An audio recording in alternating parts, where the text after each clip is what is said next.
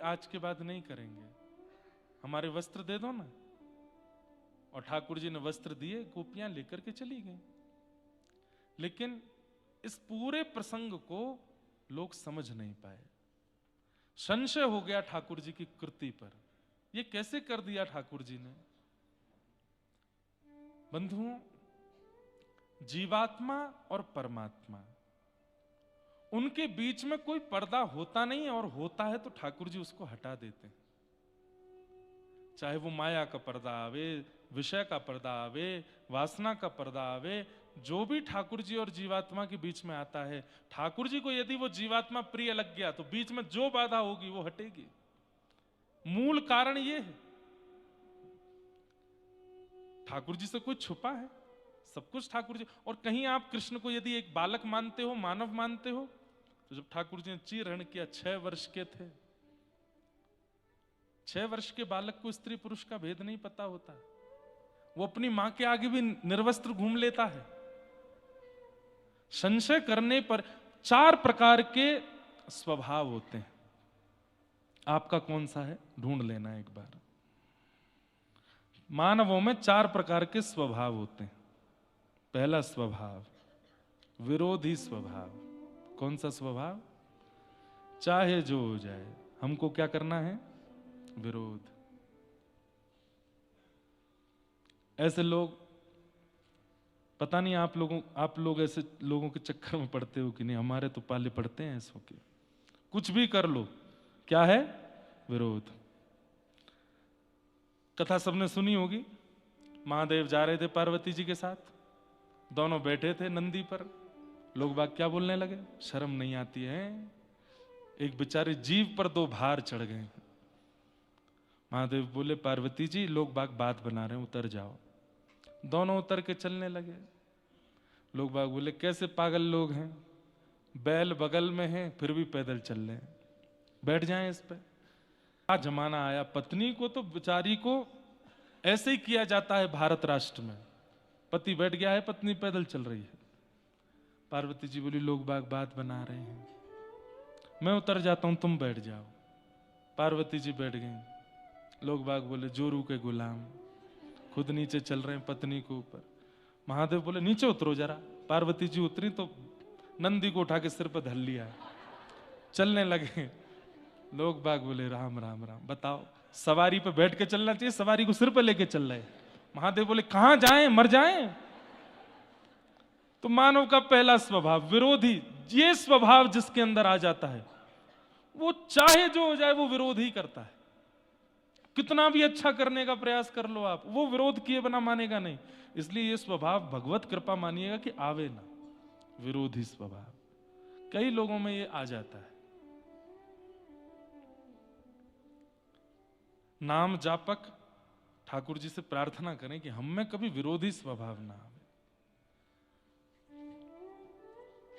हर बात का विरोध, अच्छा तो विरोध, बुरा तो विरोध, दिन तो विरोध, रात तो विरोध, सब में विरोध। और इन लोगों का व्यसन बन जाता है विरोध करना। ये स्वभाव व्यसन में आ जाता है विरोध करने वाले का। उसको चाहे मारपीट हो जाए उसके साथ तो भी विरोध नहीं छोड़ता, वो विरोध ही करता है। दूसरा स्वभाव होता है बोधि स्वभाव। बोधि स्वभाव व्यक्ति कैसा होता है? वो हर परिस्थिति से सीखता है, चाहे जो हो जाए। मुक्तिनाथ आए तो सीख करके आए।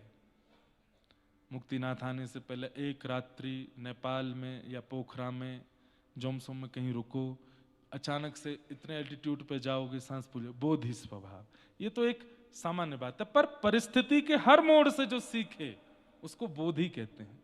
ये बहुत अच्छा है, ठाकुर जी को बहुत प्रिय लगता है बोधि स्वभाव वाला व्यक्ति जो हर जगह सीखता है। यहां मैंने ये सीखा, यहां मैंने ये सीखा। श्री दत्त प्रभु 24 अवतार, 24 गुरु हैं उनके, सबसे सीख रहे हैं, सबसे सीख रहे हैं। अरे कबूतर से सीख रहे हैं, जिसको सब उपेक्षा करते हैं उस वैश्या से सीख रहे हैं दत्तात्रेय भगवान। क्या सीखा?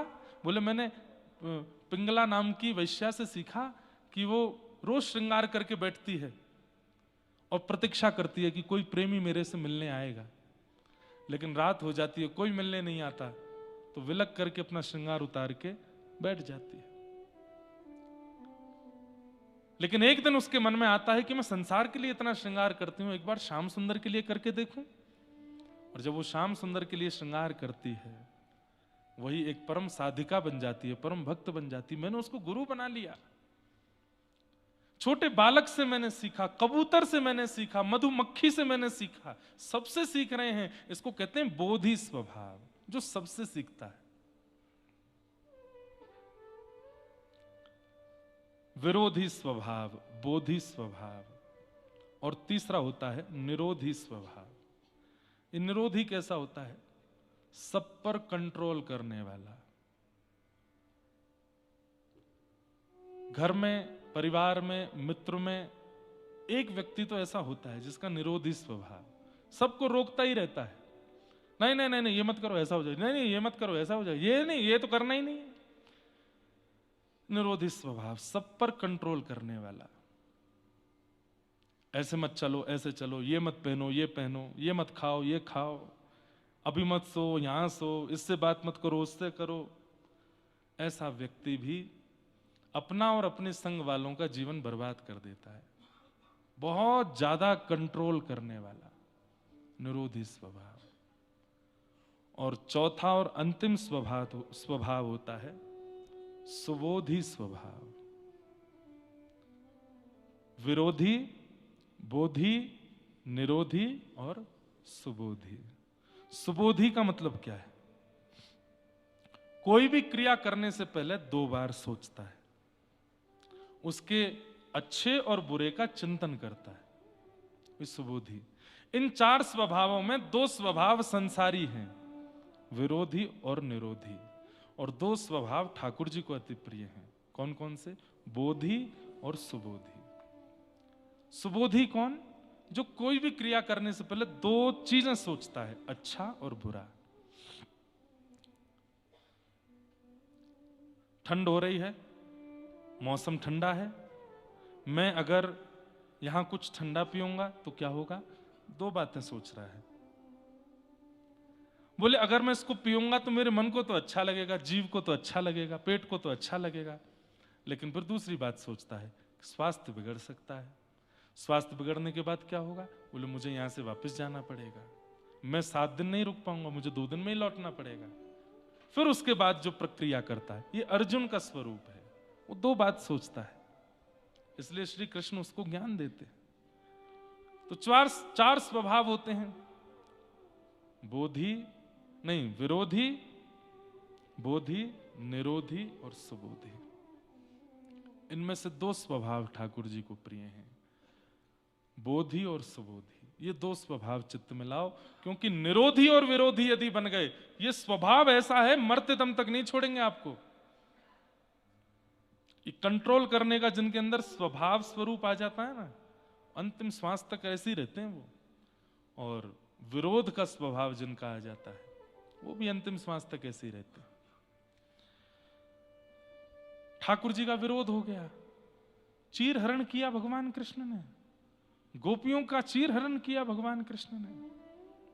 तो फिर भगवान शब्द का प्रयोग मत करो, कृष्ण शब्द का प्रयोग करो। और अगर आप भगवान शब्द का प्रयोग नहीं करते, कृष्ण शब्द का प्रयोग करते हो, तो चीर हरण के समय ठाकुर जी 5.5 वर्ष के हैं, 6 वर्ष के। कल हम लोग चर्चा कर रहे थे कि कृष्ण स्वरूप को कोई कैरेक्टर प्ले नहीं कर सकता। अगर आज का फिल्म जगत चाहे कि हम कृष्ण लीला दिखावें, वो दिखा देंगे, लेकिन कृष्ण चित्त का स्पर्श नहीं कर पाएंगे,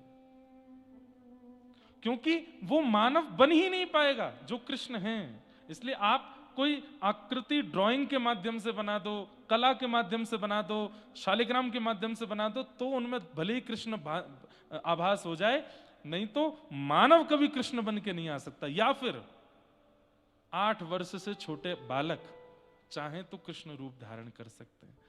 8 वर्ष के बाद आदि जैसे रेशे आने शुरू होते हैं ना मुखमंडल पर, और सबसे बड़ी बात स्वभाव में चतुरता, चंचलता, चपलता, वो कृष्ण को ढाल नहीं पाएंगे अपने अंदर। बुरा नहीं मानिएगा, मैंने आज तक इतने चलचित्र देखे हैं, पर मुझे कोई कृष्ण स्पर्श नहीं कर पाए। हाँ, राम जरूर स्पर्श किए थे एक बार पुरानी रामायण में, लेकिन कृष्ण नहीं छू पाए, क्योंकि कृष्ण कोई हो ही नहीं सकता, कृष्ण एक ही हैं। इसलिए कोई कला चित्र के माध्यम से भले ही आप कृष्ण बना दो, मानव कृष्ण नहीं बन पाएगा। और गोपियों को आज्ञा कर दी भगवान ने कि जिन कात्यायनी मैया की तुम पूजा करके मुझे पति रूप में मांगती हो, मैं वचन देता हूं, क्या? शरद पूर्णिमा पर मैं रास विहार करूंगा।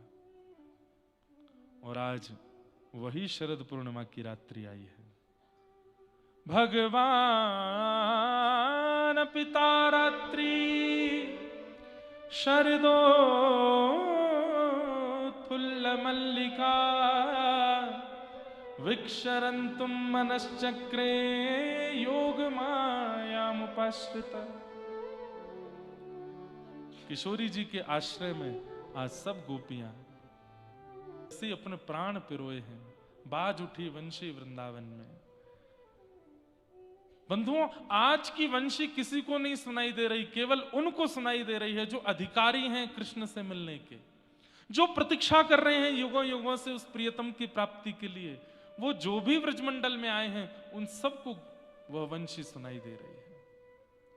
और जैसी वो वंशी कान में आती है, आज उस वंशी में ध्वनि नहीं है, आज उस वंशी में शब्द है।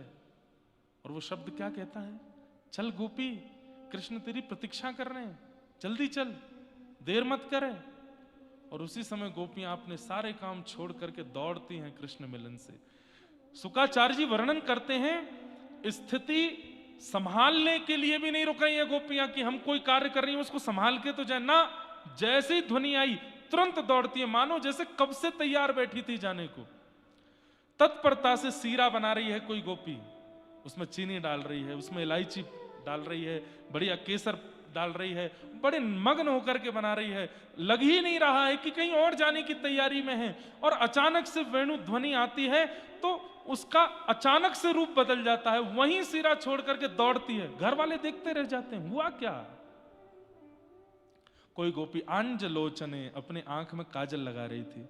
जैसी वेणु की ध्वनि आई, एक आंख में ही काजल लगा है, दूसरी आंख में लगा ही नहीं, दौड़ी है कृष्ण मिलन के लिए। बीच मार्ग में किसी गोपी ने कहा, अरे तेरी एक आंख बड़ी, एक आंख छोटी सी लग रही है, दूसरी आंख में तो लगा के नहीं आई, जल्दी जा, विचित्र लगेगी। अब दूसरी आंख में जब लगाने के लिए गई है तो हाथ कांप रहे हैं, श्रृंगार में तत्परता नहीं आ पा रही है, क्योंकि ठाकुर जी बुला रहे हैं। एक बात स्पष्ट है, व्यक्ति जब ठाकुर जी के आमंत्रण में होगा ना, तो अपनी किसी भी व्यवस्था को सुधार नहीं पाएगा। केवल भगवत सेवा ही उससे बढ़िया हो सकती है, बाकी वो किसी और व्यवस्था में उचित नहीं रह पाएगा। नहीं कर पा रही अपना श्रृंगार। आज तक कभी ऐसा नहीं हुआ था कि काजल ना लगा हो, लेकिन आज नहीं लग पा रहा है। क्यों? व्याकुलता हो रही है, तन मन चित्त सब व्याकुल हो रहा है ठाकुर जी से मिलने के लिए। तभी संपूर्ण काजल हाथ में लेकर के पूरे मुंह पे लगा लेती है। बोले एक जगह लगाऊंगी तो अच्छे बुरे का भान होगा, पूरा ही काजल युक्त होगा तो अच्छे बुरे का कोई भान नहीं। दौड़ पड़ी। गोपियां हंसने लगी, अरे तू कहां बन के आई है, ऐसी कारी कारी बन के आई है? अरे आज पहली बार कृष्ण ने बुलाया, कम से कम श्रृंगार तो मधुर करके आ। शुकाचार्य जी कहते हैं, वो गोपी कह रही है, श्याम सुंदर यदि रूप देखते तो सबसे पहले पूतना को स्वीकार करते, नहीं किया उसको स्वीकार। इसका मतलब रूप उनको प्रिय नहीं है। रूप जैसा भी हो, केश जैसे भी हो, वस्त्र जैसे भी हो, जन्म जैसा भी हो, जाति जैसी भी हो, कृष्ण को इन सब से कोई फर्क नहीं पड़ता। आपका चित्त कैसा है? कौन दिखाता है इन सब भावों को? कि गोपियां कैसे जा रही हैं। एक गोपी स्नान कर रही थी और जैसी वेणु की ध्वनि आई, अस्त व्यस्त वस्त्रों में दौड़ पड़ी है। एक गोपी जैसे दौड़ने लगी, पति ने रोक लिया, कहां जा रही हो? बोले आज आत्मा के पति बुला रहे हैं, उनके पास जा रही हैं। पति ने बंद करके दरवाजा लगा दिया बाहर से, भाग के तो दिखा। तुरंत ध्यान समाधि में बैठ गई और बोली, तुम्हें ये शरीर प्रिय है ना, रख लो इसे अपने पास, मैं आत्मा से उनके पास चली जाऊंगी। और तुरंत प्राण त्याग दिए वहीं पर, और प्राण त्याग करके गोपी पहुंची है रास में। ये 1-2 दिन या 1-2 वर्ष की प्रतीक्षा तो नहीं हो सकती। ये युगों की प्रतीक्षा है गोपियों की, ये युगों की प्रतीक्षा है। असंख्य गोपियां खड़ी हैं श्याम सुंदर के सन्मुख। किसी के केश बिखरे हैं, किसी का रूप बिगड़ा है, किसी के वस्त्र अस्त व्यस्त हैं। और आयु कितनी है? बोले आबाल वृद्ध वनिता, 6 वर्ष से लेकर के 120 वर्ष तक की गोपी है। एक आध गोपी तो ऐसी भी हैं जिनको 2-4 गोपी उठा के लाइए, चलना ही नहीं आता, वो भी आइए रास करने। और इन सबके प्रेमास्पद ठाकुर जी कितने बड़े हैं? बोले 7.5 वर्ष के। ये कैसा प्रेम हो सकता है कि 6 वर्ष की बालिका के चित्त में भी वही प्रीति है, और 120 वर्ष माने यशोदा की सास की उम्र की गोपी भी आई है ठाकुर जी से रास करने, उसके चित्त में भी वही प्रेम है। ये सामान्य काम लीला नहीं हो सकती, ये सामान्य संसार का प्रेम मिलन नहीं हो सकता। हमारे यहां आयु देखी जाती है, रूप देखा जाता है, स्वरूप देखा जाता है, त्वचा देखी जाती है, व्यवहार स्वभाव देखा जाता है। यहां कुछ नहीं देखा जा रहा है, केवल चित्त की प्रीति देखी जा रही है। गोपियां सब सामने खड़ी हैं, ठाकुर जी वेणु बजा रहे मधुर, और थोड़ी देर में जैसी वेणुनाद विश्राम हुआ, नेत्र खोल करके देखा, असंख्य गोपियों को देख करके ठाकुर जी वेणु अपने कमर में रखते हैं और ठाड़े होकर के बोले, स्वागतम वो महाभाग। अरे जो मत्स्य थी उनको याद आ गए मत्स्य रूप, जो पूर्व में कच्छपी थी उनको याद आ गए कच्छप, जो पूर्व में सिंहनी थी उनको याद आ गए नृसिंह, जो पूर्व में संत थे उनको याद आ गए राम। अपनी युगों की प्रतीक्षा सबको याद आ गई, सब भूल गई कि हम कौन से गोप की कन्या हैं या कौन से घर में रहती हैं। सबको अपने पूर्व की प्रतीक्षा याद आ गई और सबके नेत्र सजल हो गए। अरे ये तो इतने वर्षों की प्रतीक्षा के बाद हमें आज मिले हैं। और सबसे बड़ी बात, एक भी गोपी को ऐसा नहीं लग रहा है कि यहां लाखों आई हैं, सबको लग रहा है मैं अकेली आई हूं, सबको लग रहा है कि मैं अकेली आई हूं। किसी को नहीं पता मेरे बगल में कौन खड़ी है, पीछे कौन है, इधर कौन है, आगे कौन, सबको लग रहा है मैं अकेली हूं और ये मेरे लिए खड़े हैं। स्वागतम वो महाभाग प्रियम किम करवाणि व ब्रजस्यानामयं कश्चित् वृता गमन कारणम। स्वागतम स्वागतम स्वागतम, आइए आइए आइए, स्वागत है। ये सुनकर के तो गोपियां खुश हो गईं, लेकिन ठाकुर जी क्या कहते हैं? प्रियम किम करवाणि व, आप सबके यहां आने का कारण जान सकता हूं मैं? ये सुनकर के तो मानो गोपियों को लगा किसी ने वज्र चला दिया हो हमारे हृदय पर। इनको नहीं पता हम क्यों आई हैं। अब जो मत्स्य थी वो भूल गई, वो जो कच्छपी थी भूल गई, जो सिंहनी थी भूल गई, और सब ठाकुर जी की ओर देख रही हैं। इनको याद नहीं हम कौन है। प्रियम किम करवाणि वा व्रजस्यानामयं कश्चित् ब्रूतागमन कारणम, आप सबके आने का कारण जान सकता हूं मैं इतनी रात को? अच्छा, चंद्रमा देखने आई हो? देखो, देख लिया, चलो जाओ, वापस जाओ, अपने अपने घर को जाओ। गोपियां खड़ी हैं सामने, थोड़ी देर और देखें क्या बोलते हैं। और ठाकुर जी ने यहां पर पतिव्रता नारी के सारे धर्म बताने शुरू किए, और गोपियों को माने ऐसा भान कराने लगे कि तुम तो बहुत बड़ी पापनी हो, मेरे पास आ गई हो। गोपियों को समझाने लगे, तुमको पता पतिव्रता नारी का धर्म क्या होता है? तद्बंधुनाम च कल्याणम प्रजानाम चानुपोषणम भर्तु शुश्रूषणम स्त्रीणाम परो धर्मो यमाय, और ना जाने क्या क्या क्या क्या बातें उनको बताने लगे। 10 श्लोकों में ठाकुर जी ने केवल डराया गोपियों को, और हम आप होते तो डर के मारे भाग भी गए होते, लेकिन एक भी गोपी नहीं हिली वहां से।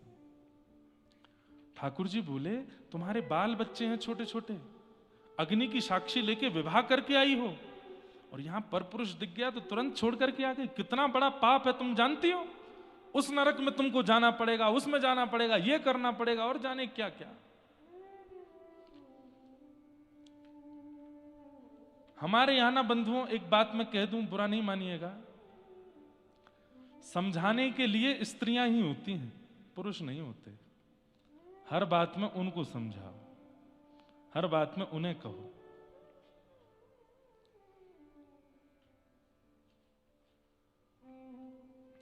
प्रथम दिन कथा में एक प्रसंग आया था कि जलंधर की पत्नी है वृंदा, और वृंदा के पातिव व्रत के कारण जलंधर की मृत्यु नहीं हो रही, जिसके कारण जलंधर पूरे तीनों लोक में नाश मचाए बैठा है। तब भगवान ने क्या विचार किया कि जलंधर को मारने का एक ही तरीका है, इसकी पत्नी का पातिव व्रत नष्ट हो। और भगवान जलंधर का रूप धारण करके गए और वृंदा का पातिव व्रत नष्ट किया।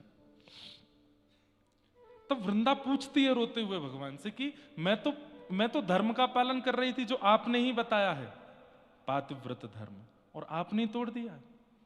तब ठाकुर जी कहते हैं व्रत भी किसके लिए करते हैं ये देखना चाहिए। ऐसे तो राक्षस भी तप करते हैं, ऐसे तो रावण, कंस, शिशुपाल, दंतवक्र भी हिमालय पर जाकर के तपस्या करते हैं, पर उनकी तपस्या के पीछे उद्देश्य क्या होता है? नाश। हम व्रत किस उद्देश्य से करते हैं वृंदा, ये समझना आवश्यक है। तुम जिस पति के लिए पातिव्रत का पालन कर रही हो, वो पति क्या कर रहा है? पार्वती जी का पातिव्रत धर्म नष्ट करना चाहता है। ऐसे पति के लिए पातिव्रत करोगी तो वो व्रत पाप बन जाएगा। पति शब्द का अर्थ होता है रक्षक।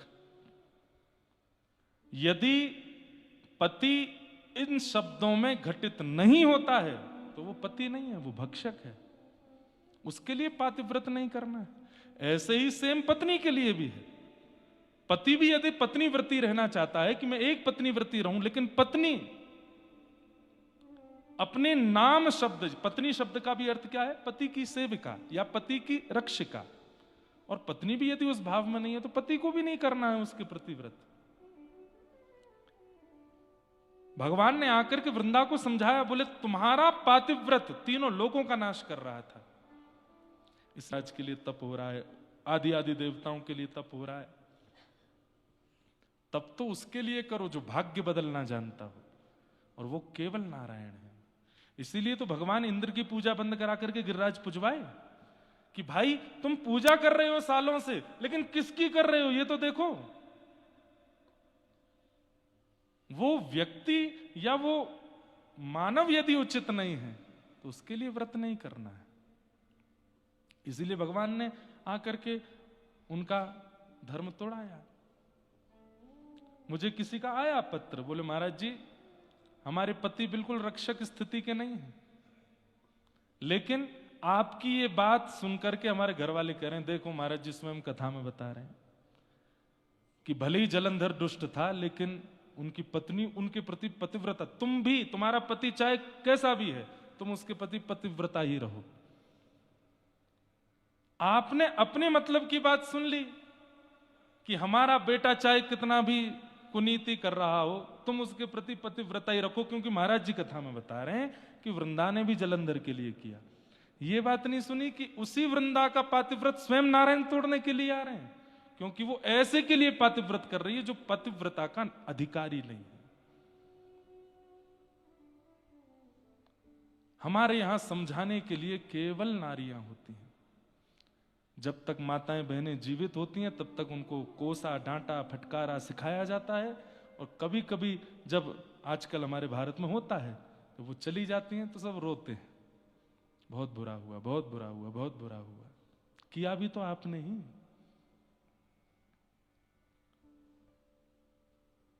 यत्र नार्यस्तु पूज्यन्ते रमन्ते तत्र देवता। भगवान कहते हैं जहां नारी का सम्मान होता है वहां देवता रमण करते हैं। और हम तो बहुत भली भांति जान गए हैं कि नारियों का कितना अपमान करते हैं लोग। हमारा मुंह खोलना नहीं है हमें,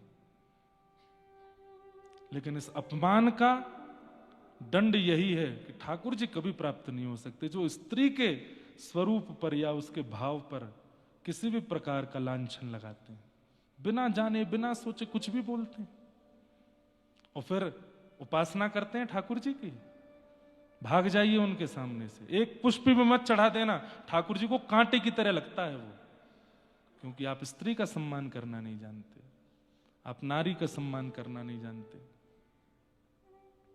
दो लोगों को दंड देने की मनाही की गई है, ब्राह्मण को और स्त्री को। क्यों? ठाकुर जी कहते हैं इसको संसार दंड ना दे, ये कुछ अनुचित करेंगे तो मैं देखूंगा, ये मेरी अद्भुत कृति है, इनका सम्मान करो। तो कई बार लोग कथा को अपने स्तर से सुन लेते हैं।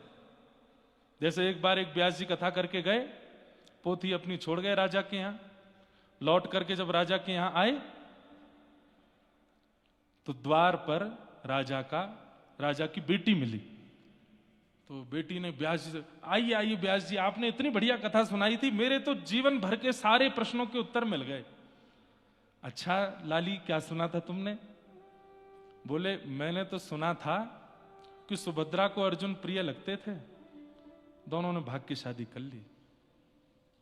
मैं भी यही करने वाली हूं, मुझे भी हमारा द्वारपाल अच्छा लगता है, पिताजी तो करा नहीं रहे, मैं भी कर लूंगी। कोई कहेगा तुमने गलत किया तो कह दूंगी व्यास जी ने कथा में सुनाया था। व्यास जी के तो खून ठंडा हो गया, बोले यही सुना तुमने पूरी कथा में, और कुछ नहीं सुना? और भीतर गए तो राजा का बेटा मिला। अरे अरे व्यास जी, आप बहुत बढ़िया कथा सुना के गए, मैं तो बस मैं क्या बताऊं, आपका फैन हो गया। व्यास जी बोले, तुमने क्या सुना? बोले, मैंने सुना कि कंस पूर्ण रूपेण मथुरा का राजा बनने लायक था, लेकिन दुष्ट पिता उसको राज्यगद्दी दे ही नहीं रहा था। कंस ने बढ़िया किया, अपने पिता को कारागृह में डाल के स्वयं बैठ गया। मैं भी यही करने वाला हूं, अपने पिता को जेल में डाल के स्वयं बैठ जाऊं। कोई कहेगा पाप किया, कह दूंगा व्यास जी ने कथा में सुनाया था। व्यास जी बोले, मेरी पोथी कहां है, मैं लेके चला जाऊंगा, जीवन में नहीं आऊंगा, मेरी पोथी दे दो भाई। और भीतर गए तो रानी मिली। जय हो जय हो, मैं तो आपका सत्कार ही नहीं कर पाई, विराजिए ना थोड़ा, मैं आपका सत्कार करूं। व्यास जी बैठ गए, बहुत अच्छी कथा सुनाई। बोले, तुमने क्या सुना? बोले, मैंने सुना कि द्रौपदी जो है वो प्रातस्मरणीय है। द्रौपदी का अगर सुबह सुबह उठ के स्मरण किया जाए तो मंगल होता है। ऐसी कितनी कितनी कन्याएं हैं? 5 कन्याओं के बारे में कहा जाता है जिनका सुबह उठ के स्मरण करें तो मंगलमय दिन होता है, उसमें एक द्रौपदी भी। हाँ जी, तो लेकिन वो रानी तो कुछ और सुन रही है ना, क्या बोली? आपने कहा था कि द्रौपदी जो है वो प्रातस्मरणीय है। हाँ हाँ हाँ, है तो सही। तो मैं भी द्रौपदी से थोड़ी प्रेरित हो गई हूं। क्या? मुझे भी हमारे महल में 4-5 लोग प्रिय हैं, एक संग सबसे ब्याह कर लूंगी। 5 पति मेरे भी होंगे तो मैं भी द्रौपदी की तरह प्रातस्मरणीय हो जाऊंगी। व्यास जी बोले, राजा को पता चले उससे पहले मेरा सर धड़ से अलग हो, मैं पोती लेके भागूं यहां से। पोती ढूंढते ढूंढते पहुंचे तो राजा बैठा था। महाराज, कैसे आगमन हुआ आपका? पोथी लेने के लिए आए। तो राजा को लगा कि दक्षिणा नहीं दी थी कथा की हमने, दक्षिणा लेने आए, पोथी तो बहाना है। तो राजा भी बोल पड़ा, महाराज आपकी कथा में मैंने एक बहुत सुंदर प्रसंग सुना था और उससे मैं सीख गया हूं। बोले, क्या? भगवान कृष्ण शांति दूत बनकर के गए थे और दुर्योधन ने क्या कहा? सुच्चग्रैव न दास्यामि बिना युद्धेन केशव, सुई के नोक के बराबर जमीन भी बिना युद्ध के नहीं दूंगा। मुझे पता है आप दक्षिणा लेने आए हैं, मेरी सेना और मेरे साथ युद्ध कर लीजिए और कथा की दक्षिणा ले जाइए। आपने ही कथा में सुनाया था, मुझे नहीं चाहिए दक्षिणा, मेरी पोथी दे दो। तो वो कैसे है, एक पंक्ति बोलते हैं ना, लौट के बुद्धू घर को आए, समझ पड़ी तो लाखों पाए। हाँ, जान बची सो लाखों पाए, लौट के बुद्धू घर को आए। पंडित जी पोथी लेके भागे वहां से। तो लोग बड़े विचित्र हैं संसार के, अपनी उपयुक्त बातें सुन लेते हैं। और इन्हीं कारणों से रास पंचाध्यायी का बहुत प्रचार नहीं किया जाता। जब भगवान इतनी गोपियों के संग रास कर सकते तो हम इतने अफेयर क्यों नहीं रख सकते? 2-4 दसों से हम भी बात कर लें। बेटा रास से पूर्व ठाकुर जी ने गिरिराज जी भी उठाए थे, तुम भी उठा के दिखाओ। गिरिराज जी से पूर्व ठाकुर जी ने कालिया नाग मर्दन भी किया था, तुम भी एक नाग को पकड़ के दिखाओ। वो नहीं याद आता, रास किया था। 16,108 ब्याह किए, तो हम भी एक दो कर लें, एक घर वाली एक बाहर वाली। नरक में जाओगे घनघोर। और उसमें भी कहीं यमराज ने पूछा और ये उत्तर दिया, यमराज कहता डालो इसको तेल में खौला दो। भगवान का बाप कहता है, लोग बात कहते हैं शंकर जी पीते हैं इसलिए हम भी पीते हैं। महादेव अपना त्रिशूल पहना रहे हैं, बोले आ तू बताएंगे तुझे पीते हैं हम। कहीं नहीं लिखा है, लोग बाग अपने मन से बना देते हैं। तो गलत करना है करो, लेकिन अगर आप कथा का प्रमाण देके गलत कर रहे हो तो आपसे बड़ा पापी कोई नहीं है। और इस पाप का दंड यमराज नहीं देंगे, स्वयं ठाकुर जी आके देंगे। मेरी कथा का इतना गलत अर्थ लगाया तुमने। इसलिए ये प्रसंग मैंने छेड़ा थोड़ा, क्योंकि आज भगवान पतिव्रता नारी का धर्म समझा रहे थे गोपियों को। पतिव्रता नारी ऐसी, पतिव्रता नारी ऐसी, पतिव्रता नारी ऐसी। 10 श्लोकों में केवल पतिव्रता नारियों का वर्णन किया। मैं खुद अपनी कथा में कहता हूं पालन करने वाला हो, और पत्नी पत्नी शब्द का पालन करने वाली हो। यदि ऐसी नहीं है तो फिर उस व्रत का क्या फायदा। औरों के चित्त में जो आपको ये व्रत करता हुआ देखेंगे, जब वे आपके उस जिसके लिए आप व्रत कर रहे हो उसको देखेंगे तो क्या मन में विचार करेंगे। इसलिए पतिव्रत पत्नी व्रत करने वाला एकादशी ना भी करे तो भी चलेगा, ठाकुर जी उसी से प्रसन्न हो जाएंगे कि एक ही का है। लेकिन कम से कम वो व्यक्ति उस स्वभाव का तो हो।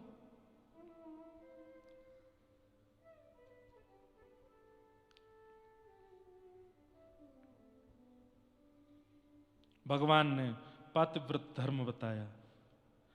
अंत में जब भगवान शांत हो गए, बोल के गोपियां बोली आपका हो गया? बोले जी। अब हम बोलें? बोले बोलो। मैवं विभोर्हति भवान गदितुम निशंसम। इसको भागवत में ना सप्त प्रकट गीत हैं और सप्त अप्रकट गीत हैं। मैं सप्त प्रकट गीतों पे तो एक बार कथा कोविड में कर चुका हूं।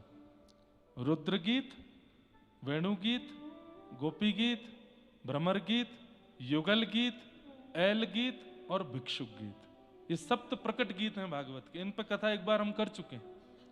भागवत में सप्त अप्रकट गीत भी हैं जो प्रकट नहीं है। उनमें से एक गीत ये है, इसको कहते हैं प्रणय गीत।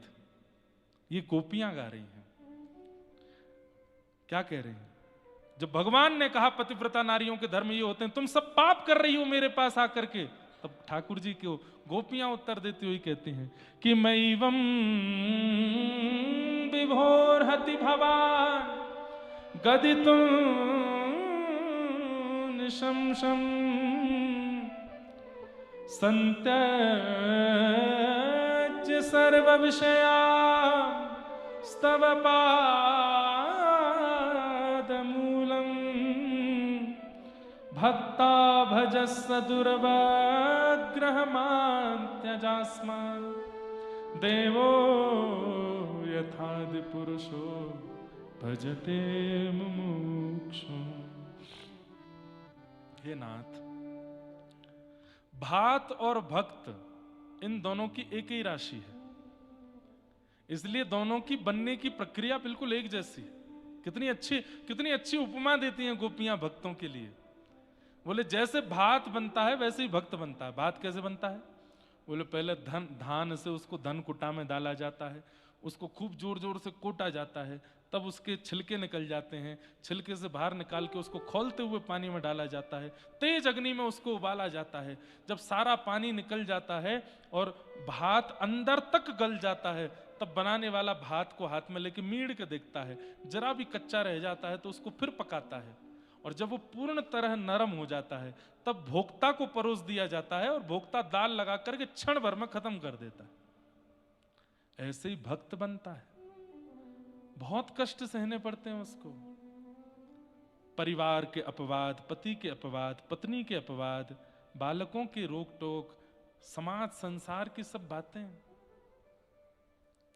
तब जाकर के वो भक्त बनता है और आपके सन्मुख आता है। और आप क्या करते हैं? एक भोक्ता की तरह, जैसे भोक्ता जल्दी जल्दी दाल चावल खा लेता है, ऐसे आप भक्त के भी बिल्कुल विचार नहीं करते वो कितना कष्ट सह करके आपके पास आया, और सीधा उसको समझाने लग जाते हैं कि पतिव्रता नारी का धर्म क्या होता है, ये क्या होता है, वो क्या होता है। आप ही कहते हैं सब छोड़ करके मेरे पास आओ, एक विषय भी यदि चित्त में रहेगा तो मेरी प्राप्ति नहीं होगी। प्रेम गली अति सांकरी, तामे दो ना समाए।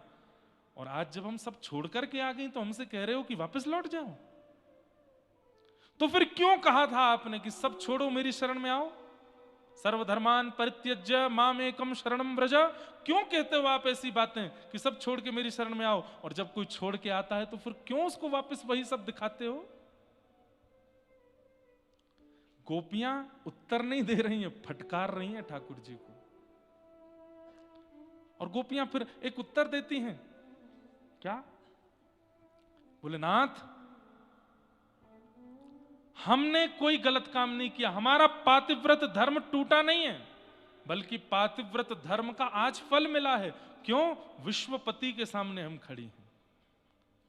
आप कोई नंद जी के लाला हो, आप कोई यशोदा के लाला हो, हम सब जानती हैं आप कौन हो।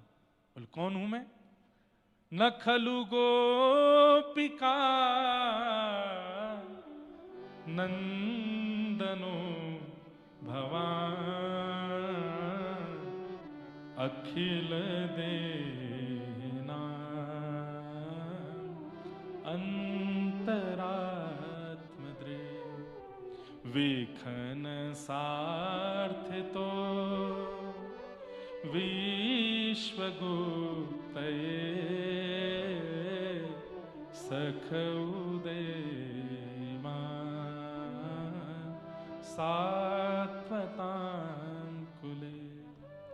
हम जानती हैं आप यशोदा के लाला नहीं हो, आप वसुदेव, आप नंद जी के लाला नहीं हो। तो ठाकुर जी सामने खड़े खड़े घबरा गए, कहीं इन गोपियों को ये तो नहीं पता चल गया कि मैं देवकी का बालक हूं। ठाकुर जी बोले यशोदा का लाला नहीं हूं, नंद जी का लाला नहीं हूं, तो फिर मैं कौन हूं? गोपियां कहती हैं अखिल देहि नाम अंतरात्म दृक्, समस्त विश्वधारियों के अंतर हृदय में और बाहर विराजने वाले परमात्मा हो आप। गोपियां कहने लगी मैंने मत्स्य रूप में आपका दर्शन किया था, मैंने सिंह रूप में आपका दर्शन किया था, मैंने कुर्म रूप में आपका दर्शन किया था, मैंने ठाकुर जी तो परीक्षण ही कर रहे थे इन गोपियों के चित्त को, देखूं तो सही। और आज वो गोपियां सब प्रकट कर देती हैं, ठाकुर जी जान गए, अबोध नहीं है, सब जानती हैं। अरे आपने शरीर के पति दे रखे हैं जो जन्म और मर जाए, बलिहारी बलहारी व पतिन की, जासो चुड़लो अमर है जाए। हे नाथ, एक पत्नी का विवाह होता है अपने पति से, और पति 5 वर्ष के लिए विदेश यात्रा पर जाता है, 5 वर्ष के लिए अपने जैसा स्वरूप उस पत्नी को दे जाता है, मूर्ति, कि जब तक मैं ना आऊं तुम अपने पातिव्रत का धर्म इसके साथ पूरा करना। ठाकुर जी बोले अच्छा, अब वो पत्नी उसी को खिलाती है, उसी को सुलाती है, उसी को नहलाती, मूर्ति को। ठाकुर जी सुन रहे हैं, गोपियां बोल रही हैं। अच्छा फिर क्या हुआ? बोले 5 साल बाद असली पति आया, द्वार आके खटखटाने लगा। अच्छा फिर? बोले अब गोपी असमंजस में पड़ी है। क्यों? बोले जो मूर्ति वाला पति 5 साल से पास में था उसकी वो सेवा कर रही है, और असली पति द्वार पर खड़ा है। अब उसके असमंजस का समाधान क्या है? वो किसके पास जाए? क्योंकि जिसको 5 साल से पति मान रही है वह भी तो पति ही है, और द्वार पर जो खड़ा है वो भी पति है, किसके पास जाए? ठाकुर जी बोले इसमें कोई विचार की बात है? अरे असली पति विदेश गया था तो अपने मूर्ति पति को दे गया था, और जब असली पति वापस आ गया तो मूर्ति पति को छोड़े असली पति के पास जाए। गोपियां एक दूसरे को देख के हंसने लगी, बोले यही हमने किया है। आप हमको मूर्ति वाले पति दे के गए थे, मूर्ति वाले पति दे करके हमको बोल के गए इनके चरण धोया करो, इनके चरण दबाया करो, इनकी बात माना करो, इनके संग रहा करो, इनको खिलाओ पिलाओ धुलाओ सब करो। लेकिन जब हमें पता चल गया कि असली पति हमारे सामने आ गया है तो हम उसके पास आ गई तो हमने क्या गलत किया? ठाकुर जी का मानो जैसे किसी ने मुंह पर टेप लगा दिया, कोई उत्तर नहीं भगवान के पास। गोपियां बोली, कुछ कहना है आपको? मैं तो वो कह रहा था, मैं तो ऐसे बता रहा था, मैं तो ये कहना नहीं, कुछ नहीं, स्पष्ट बोलो, क्या कहना चाहते हो? ठाकुर जी डर गए। लेकिन तभी गोपियों के चित्त में आया कि हम अपने प्रियतम को कष्ट तो नहीं दे रहे बहुत देर रुक करके यहां पर, कहीं ऐसा तो नहीं कि हमारे जाने से ही उनको सुख मिलेगा। तो गोपियां तुरंत करुणा में आ गई, नेत्र सजल हो गए। वो बोले, श्याम सुंदर, हम चली जाएंगे, हमारे प्रेम को आप सामान्य स्त्रियों के जैसा मत समझिए।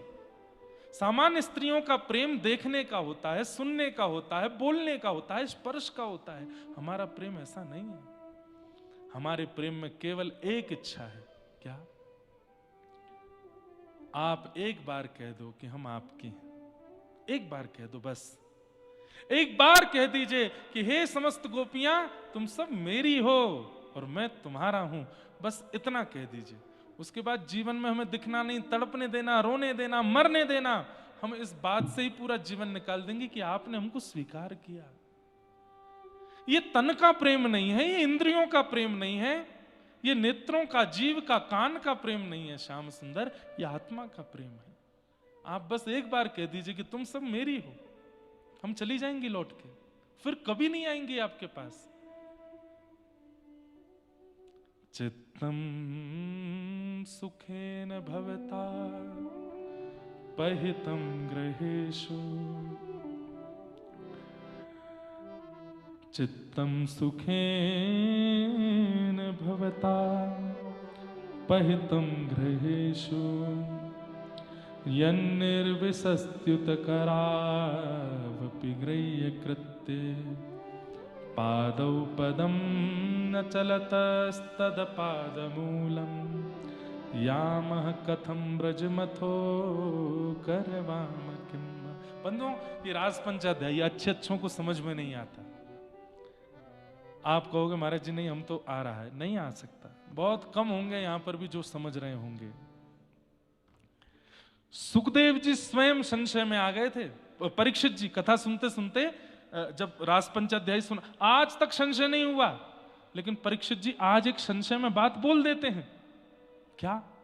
भगवान रुकिए रुकिए रुकिए, मेरे मन में एक संशय है, उसको दूर करो। तो सुखदेव जी बोले, अभी तक तो परीक्षित को कोई संशय नहीं हुआ था, 5 दिन से कथा सुना रहा हूं, आज संशय हो गया।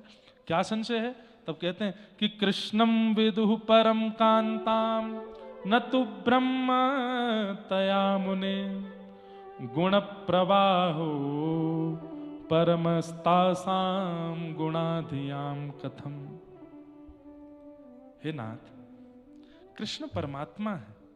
बोला हाँ, और ये गोपियां कहीं ना कहीं उनके प्रति काम भाव रखती है, मुझे ऐसा लगता है। ये कहीं भगवान के प्रति अपराध तो नहीं है? बहुत ध्यान से सुनिए बंधुओं सब लोग। क्या कहते हैं कि ठाकुर जी के प्रति ये लोग प्रियतम प्रियतमा वाला भाव रखते हैं, उसमें कहीं ना कहीं सूक्ष्म काम है। मुझे ऐसा लगता है कि ये कहीं गोपियों का अपराध तो नहीं है ठाकुर जी के प्रति। तो सुखदेव जी गुस्सा हो गए यहां पे पहली बार कि उक्तम पुरस्तादत्ते चेत्यः सिद्धिं यथा गतः, द्विषन्न ऋषिकेशम किमुतादोक्ष। जब कितना सुंदर उत्तर दिया है। क्या कहते हैं? अच्छा, गोपियां प्रेम करती हैं तो तुझे संशय हो रहा है, और कंस गाली देता है उसमें संशय नहीं हुआ। कंस को मुक्ति मिलती है इस पर तुझे संशय नहीं है। पूतना पयोधर पर विष लगा के पिलाती है और उसको मुक्ति मिल जाती है, तुमने वहां संशय नहीं किया। शिशुपाल दंतवक्र भगवान को 100 गालियां रोज देते हैं, मृत्यु के बाद मुक्ति मिल जाती है, मुक्ति मतलब भगवान मिल जाते हैं, उस पर तुझे संशय नहीं हुआ। और आज गोपियां ठाकुर जी से प्रेम कर रही हैं तो तुझे संशय हो रहा है। गोप्य कामात भयात कंस। अरे सुन ले परीक्षित, क्या ये गोपियां प्रेम नहीं करती ठाकुर जी से? ठाकुर जी भी प्रेम करते हैं इन गोपियों से। किमुतादोक्षज प्रिया, ये अदोक्षज की प्रिया हैं, ये उनकी प्रियसी हैं। और ठाकुर जी जिससे प्रेम करें, प्रश्न करते रहो पूरे दुनिया के लोग। वो तो उनके हैं और उनको कोई दूर नहीं कर सकता। तो इसलिए ये प्रसंग सबके समझ में नहीं आया होगा आज, मुझे पता है, पर जितनों को आया है बड़भागी है, क्योंकि रास का प्रसंग सबको नहीं आता है। रास पंचा पूरी भागवत पचाई जा सकती है, रास पंचाध्यायी पचता नहीं है, क्योंकि इतनी शाखाएं हैं एक एक भाव के, एक एक बात की, कितना व्याख्या करें, क्योंकि एक व्याख्या में एक और प्रश्न प्रकट हो जाता है, अच्छा ऐसा तो फिर ऐसा क्यों। इसलिए तर्क कुतर्क वितर्क जिनके भी चित्त में होगा उनको रास समझ में नहीं आ सकता, प्रेमियों को ही आ सकता है। पर पता नहीं मैंने आज क्यों बोला है, यहां रात भर गोपेश्वर दिखे हैं इसीलिए बोला है, गोपियां। और मैंने कहा ना मुक्ति रहती है ना यहाँ पे, सबको मुक्ति देती है, तो उन्होंने थोड़ी जिज्ञासा की है कि जा रहे हैं आप तो थोड़ी सी मुक्ति पर भी कृपा कर दीजिए, मुक्ति को किशोरी जी का कुछ रस दे दीजिए। इसलिए नाथ और मुक्ति दोनों को प्रसन्न करने के लिए थोड़ा श्री जी का भाव आज कहा। गोपियां कहती हैं हम जा रही हैं, हम जा रही हैं, हमारी एक वस्तु आपके पास है वो वापस करो। ठाकुर जी बोले क्या है मेरे पास? बोले चित्त, हमारा मन है आपके पास, वो वापस कर दो। क्यों? बोले हम घर में काम करती हैं, मन आप में लगा रहता है, नहाने जाती हैं मन आप में लगा रहता है, श्रृंगार करती हैं मन आप में लगा रहता है, बच्चों को दूध पिलाती हैं मन आप में लगा रहता है, पति के पास बैठती हैं मन आप में लगा रहता है। वो मन जो आपके पास है वो वापस करो हमको, ताकि हम उनमें मन लगा सकें। नहीं तो पादौ पदम न चलतस्तद पाद मूलात्, हमारे हम पैर रखते कहीं है, जाते कहीं है, करती कुछ है, होता कुछ है, दे दो वापस। ठाकुर जी बोले ये तो नहीं हो सकता। तो बोले नहीं हो सकता ना, तो हमें स्वीकार करो। दो ही तरीके हैं आपके पास, या तो हमको स्वीकार करो या हमारा मन वापस करो। ठाकुर जी बोले मन तो वापस नहीं कर सकता, तो बोले फिर हमें स्वीकार करो। और ठाकुर जी प्रसन्न होकर के खड़े हो गए, बोले मैं तो आप सबका परीक्षण कर रहा था, मैं आप सबके चित्त को देख रहा था कि कैसा है, कैसा लगा। बोले कि पूर्ण योग्य है मेरे, अब आओ मैं रास करूंगा। वास्तव में सब आ गए थे, किशोरी जी नहीं आई थी अभी तक, तो ठाकुर जी तो इसलिए समय खींच रहे थे श्री जी आ जाएं। और इतने में ही तप्त कांचन गौरांगी श्री राधे वृंदावनेश्वरी पधारी हैं। बोलो राधा रानी की, हे राधे वृषभानुभूप तनय, हे पूर्ण चंद्रानने, हे कांते कमनीय कोकिल रवे वृंदावनेधीश्वरी, हे मत प्राण परायणे चरसिके, हे सर्वयूथेश्वरी, आगत्य त्वरितं प्रपत्य मनिषं मां दीनमानंदय। बन नाचे नटनी को आली, नंद को किशोर, बन नाचे नटनी को आली, नंद। ये हमारे व्रज का रास का पद तो मूल यही है, जो हम वो गाते हैं राधा नाचे कृष्ण, वो तो सब आपके लिए है, पर श्री जी और प्रिया जी के लिए तो यही पद है। आहा, सुंदर घुंघराले केश हैं ठाकुर जी के, आज अद्भुत श्रृंगार करके आए हैं, अपना रास में पधारे हैं। कामदेव सामने आकर के खड़ा हो गया। भगवान बोले तुम क्यों आए? बोले स्त्री पुरुष मिलते हैं तो मैं आता हूं। ठाकुर जी बोले स्त्री पुरुष नहीं है, जीवात्मा परमात्मा है। कामदेव बोले ऐसे नहीं, मैं पता करूंगा। बोले कैसे करोगे? बोले आपके ऊपर आऊंगा। ठाकुर जी बोले आके दिखा। जैसे ही कामदेव रास भूमि में प्रवेश करने लगा, ठाकुर जी ने इतना सुंदर रूप बनाया, इतना सुंदर रूप बनाया कि कामदेव मूर्छित होकर गिर पड़ा और ब्रह्मांड ने नाद किया। बोलो मदन मोहन लाल की जय। मदन माने काम, उसको भी जो मोहित कर ले में। आज इतने सुंदर लग रहे हैं ठाकुर जी। बंधुओं, ब्रज भाषा के शब्द हैं, गाइएगा मेरे साथ। बन नाचे नटनी को वाली, नंद को किशोर, बन नाचे नटनी को वाली, नंद को किशोर। ओ राधे जगत नचायो तेरी बहू की मरोड़, राधे जगत नचायो तेरी भोंकी मरो। राधे जगत नचायो तेरी भोंकी मरोड़। राधे जगत नचायो तेरी भोंकी मरोड़। ओ बन नाचे नटनी को आली नंद को किशोर। बन नाचे नटनी को आली नंद को किशोर। हाँ बन नाचे नटनी को आली राधा चित चोर। बन नाचे नटनी को आली राधा। बोल रास रासेश्वर भगवान की।